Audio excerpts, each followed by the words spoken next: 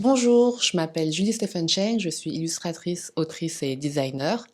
Depuis 15 ans, mon travail explore la nature et ses symboliques à travers différents médias.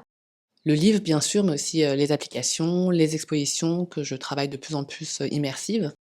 Je viens des arts décoratifs, du monde de l'image imprimée et du livre, que je considère comme mon premier support de narration.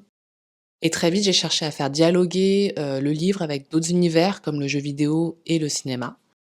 Cette recherche m'a conduite à diversifier mes supports, le livre-jeu, les livres numériques, les installations interactives. Et une étape qui a été particulièrement importante pour moi a été une résidence à Kyoto en 2016 à la Villa Fujiyama, où j'ai créé Uramado, donc un projet en réalité augmentée qui a voyagé dans 19 pays et où le spectateur part à la recherche des tanuki pour découvrir qu'il est lui-même un tanuki oublié. Et c'était vraiment une façon pour moi de mêler l'espace réel et l'imaginaire. Au fond, mon processus créatif repose sur 4 piliers. Donc il y a d'abord le dessin, c'est le socle. À partir des formes et des couleurs, je cherche à augmenter l'image et à la rendre immersive. Et ensuite, il y a l'écriture. J'aime concevoir des récits ouverts, influencés par les choix du public, le réel, le hasard, en m'inspirant, beaucoup de l'Oulipo. Et enfin, il y a l'expérimentation technique. Donc j'aime bien bricoler avec des outils comme Unity ou Touch Designer pour, essayer de dialoguer avec, mes développeurs.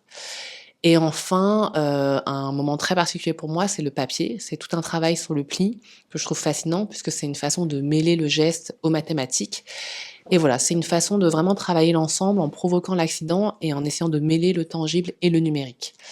Cette démarche me permet aujourd'hui de travailler du tout petit au monumental et les résidences, les voyages, donc notamment à Hong Kong, au Japon, en Nouvelle-Zélande, me semblent essentiels puisque ça me permet d'explorer des récits animistes où tout est potentiellement vivant.